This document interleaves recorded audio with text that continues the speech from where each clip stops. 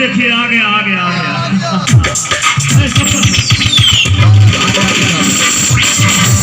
बाप रे बाप, एक बार ताली हो जाए भैया ना, ठंडी चाहे गरमाए देता है। आइए आप हैं बड़े भैया उदय पहलवान जी राउटी, कैमरा खींचिए। आइए उदय पहलवान जी ओटी की ओर से ये 500 रुपए का प्यारा सा पुरस्कार है बंसी जी के लिए, इसको आप कबूल कीजिए। तू मुझे कबूल, मैं चाहूंगा आप जोरदार तालियां हो जाए बंसी जी के नाम, जोरदार। मजा आ रहा है चालू रही है चल रहा लगे बिल्कुल आएगा जा एगो चार वाला के दम बहुत पहले के लिए भोजपुरी। अरे की चार लगे दहिया में दिन रे दोपहरी,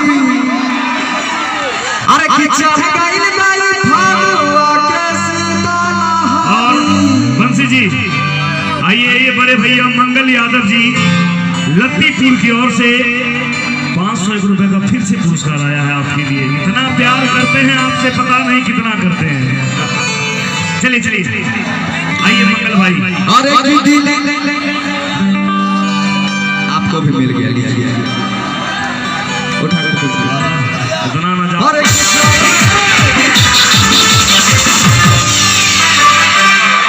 खिचार लगा दहिया में दिन रे दोपहरी,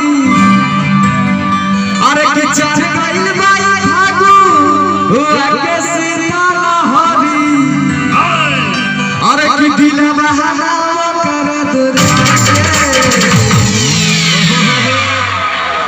हर की तो अपना राजा जी के पाजा में सुताएंगे, और चाहिए बेचारा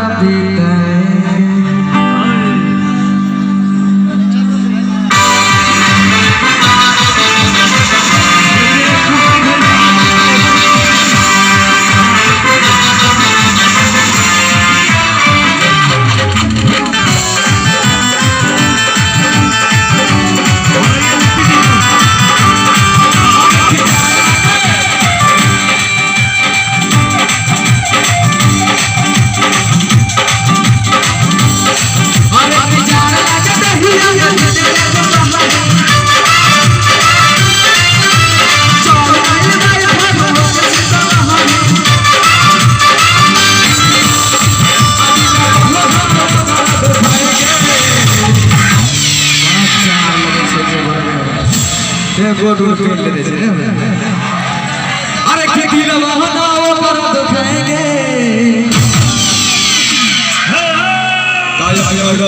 के पाजा में से